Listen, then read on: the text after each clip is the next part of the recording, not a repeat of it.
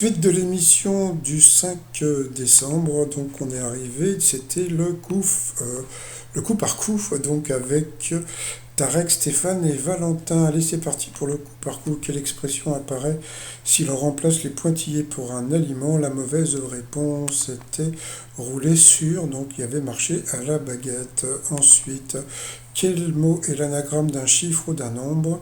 Donc comme on peut voir zone 11. Donc la mauvaise réponse, c'était quantique, qui n'était pas 50, il manquait des lettres. Donc sur cette mauvaise réponse, eh bien Valentin est passé au rouge. Qui dit rouge dit duel. Il a pris Tarek en duel, qui a eu une question assez simple. Dans la chapelle Sixtine, où se trouve la peinture célèbre de Michelangelo, sur laquelle on voit Adam tendre la main vers Dieu. Donc bien sûr, c'était le plafond. Il ne le savait pas, mais il l'a dit au pif. Donc bravo quand même à lui. Donc ensuite, Tarek et Stéphane se sont retrouvés pour le coup fatal devant le Bertrand et Renard. Donc voilà. Alors, question au café quand vous apportez, que vous apporte-t-on si vous commandez une petite mousse? Donc ça c'était pour le maître de midi, c'était la bière. Pour Tarek, quelle pièce de lingerie féminine doit son nom à un insecte, la guêpière? Pour le maître de midi, pour quelle Juliette célèbre Serge Gainsbourg a-t-il écrit la javanaise Juliette Gréco? Comment s'appelle un pastis au sirop de menthe? Tarek a eu du mal à trouver, mais c'était le perroquet. Pourtant, il était du sud. Alors ça, c'est bon. Je pense que demain, je vais la refaire, celle-là. Quel félin est le mal de la lionne? Je sais pas, la lionne. Bon, non.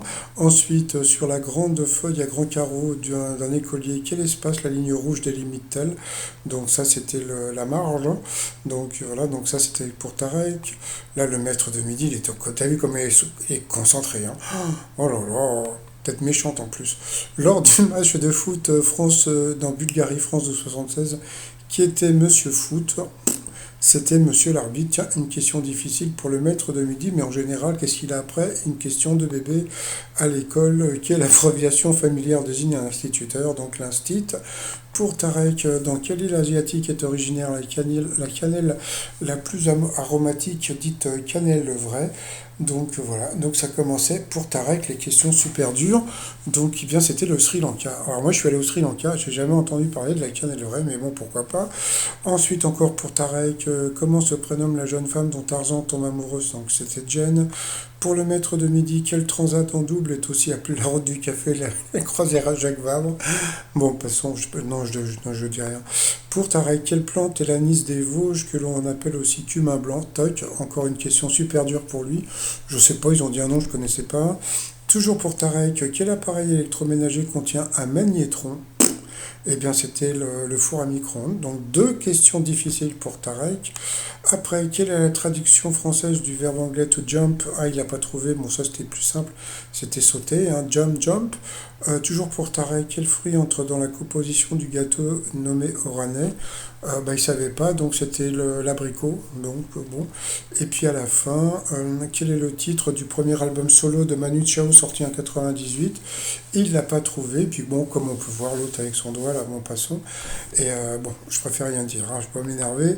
Allez, non, parce que franchement, bon, s'il pouvait être un petit peu plus fair-play, c'est tout. Mais c'est ce on lui demande juste d'être fair-play, mais bon.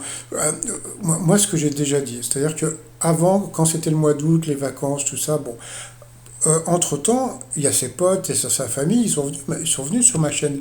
Ils ont vu tout ce qu'on lui reproche. Est-ce qu'il a changé? Non. Bah voilà, un partout, la balle au centre, hein. Allez, sinon, par rapport au coup de maître, quel type de chapeau Corto Maltese porte-t-il sur la tête?